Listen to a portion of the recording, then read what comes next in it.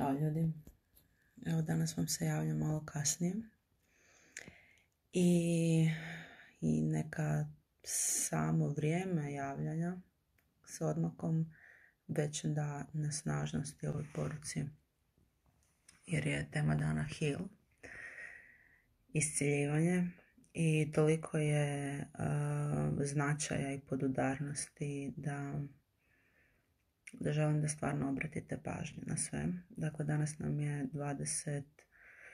27. dan naše jutarnje rutine. 2 i 7 su 9, dakle to je numerološki to devetka. Devetka je završetak ciklusa, jednog ciklusa. I s obzirom da je jučer bio pun mjesec i pisala sam vam u onom postu o energijama, o intenzitetu i temi punog mjeseca, a to je da osluhnemo svoju istinu, da ju izrazimo na glas, da prepoznamo zlatne okove u nama. Zašto zlatne? Zato jer mi se naviknemo na te svoje okove i to je naša komfort zona. I naviknemo se na taj zlatni kavez i onda ego misli da mu je ljepše ostati u tom zlatnom kavezu nego ga pokidati, izaći van. I treća stvar je bila isciljivanje kroz postavljanje zdravih granica, u smislu čuvanje svog osobnog prostora, svoje energije, kroz ljubav. Dakle, ne zatvaranje kao povlačenje, nego otvaranje, širenje svoje snažnosti uz sve jasnije definirane granice.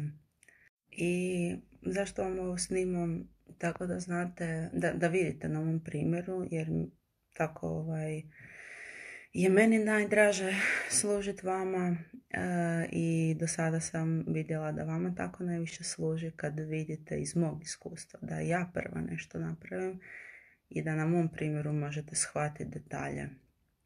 Da rad na sebi nije ispisati 10 zahvalnosti i gotovo, ili napisati 5 namjera, želja, ciljeva i čao đaci. Dakle, postoji onaj rad na sebi u smislu kreiranja, vizualiziranja, stvaranja, a postoji, to je ajmo reći, širenje, ekspanzija, a postoji i onaj drugi smjer prema unutra koji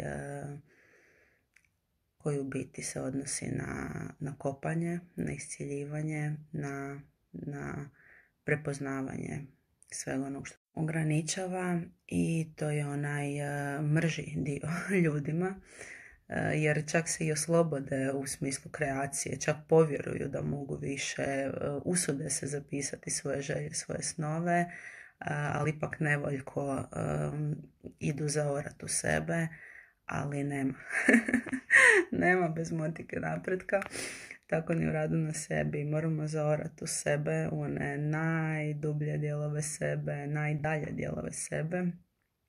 I dakle, simbolika svega ovog, meni osobno, jučerašnji dan je bio toliko intenzivan u smislu tih energija da sam ja osjećala da dok sam u prisustvu ljudi, a bila sam većinu dana onako okružena sa više ljudi, da baš moram biti pomna, u smislu da se moram zatvoriti energetski, zato jer osjetim sve živo i baš sam se morala jako paziti. I po noći, dakle sinoć kad sam zaspala, sanjala sam san koji sam u pravilu sanjala već 1.000.000 puta u zadnjih 15 godina.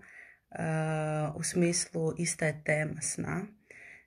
I to je jedan od onih snova kad se probudim šokirana, zbunjena, kad ne znam je li san ili java, gdje na ljude koji su u stvarnosti oko mene, na koje gledam onako čudnovato zbog tih snažnih, neprijatnih emocija koje sam imala u snu. I bila sam jutro zbunjena. Jednostavno mi je došlo pitanje kao, zašto opet, zašto ponovno sanjam taj san, koja je više poanta toga. Ajmo shvatiti, ajmo položiti taj test više. I onda sam rekla, ok, dakle nije to izašlo bez veze, to je sad izašlo zato jer si spremna prihvatiti poruku i na kraju krajeva suočiti se sa tim nekakvim zakopanim bolom, dati mu ime, smjestiti ga u vrijeme odakle potječe i pružiti mu ljubav i oprostiti se s njim. Oprostiti mu i oprostiti se s njim i oprostiti sebi što sam ga čuvala tolike godine i zapalila sam 2 svijeće. Ako to je bio toliko instinktivan proces. Krenula sam raditi ovaj svoj jutarnji ritual i znate da uvijek inače palim 1 svijeću. Ovo jutro sam instinktivno zapalila 2 svijeće i tad sam samo počela plakati. Plakala sam oko kišna godina. Krenula sam pisati. Ono što vam kažem, pišite 3 strane dnevnika, zato jer jedna ne može prokanalizirati. Dakle, 3 strane minimalno. Ispisala sam ih 4 skoro.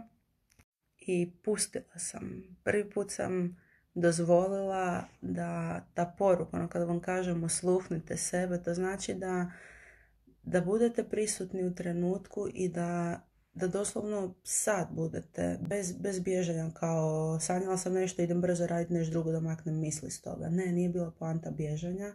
Bila je poanta, ok, ja ću sad dati svu svoju pažnju, svu svoju prisutnost toj emociji, tom procesu i pustit ću ga, bez da postavljam pitanja šta je to značilo. Znači ne izuma, jednostavno ću pustiti da ispliva. Znate, kao ulje kada ispliva na površinu, da ispliva ono što treba isplivati. I meni je samo došla misao događaja koji je star 16 godina. Dakle, ja sam bila 1. ili 2. srednje i nisam omalovažila taj događaj, da sam rekla, bila sam klinka. Jednostavno sam dala značaj toj misli, tom događaju, iako sam bila dijete tada, dijete 15 godina, ja sam dozvolila da je taj događaj, bez obzira koliko djetinjasti, koliko sam ja mislila da je ono, pa šta, to je dio života,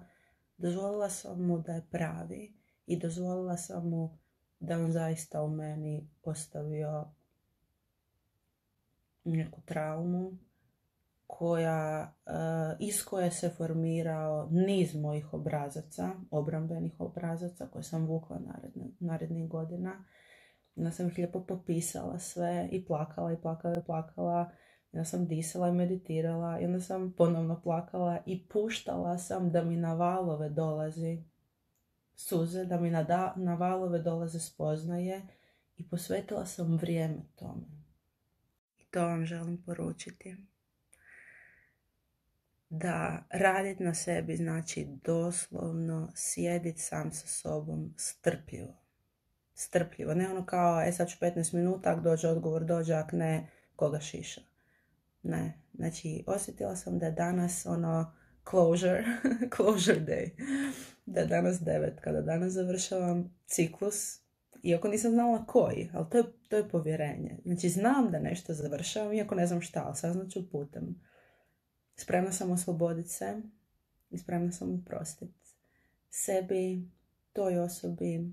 Spremna sam pružiti ljubav svim tim obrascima. Spremna sam razumjeti kako je ta trauma stvorila obrasce koji su kasnije kreirali moje odluke, razumijete, i moje životna iskustva.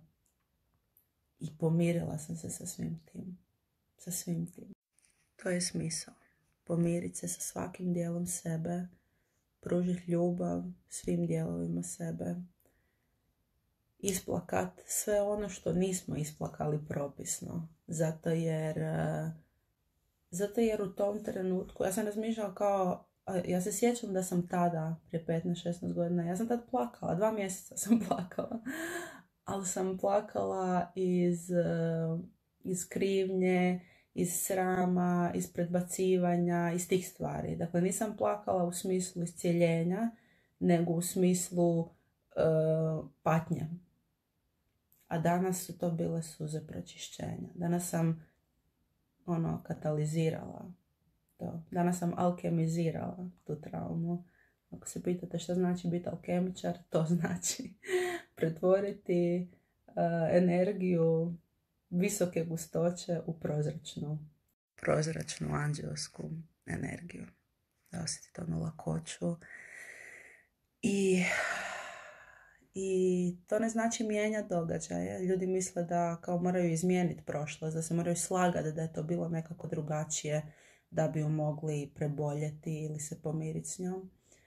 Ne. Dakle, ništa ne mijenjamo u smislu događaja koji su se desili, već iscijeljujemo sebe u tadašnjem vremenu, u ondašnjem, sadašnjem trenutku.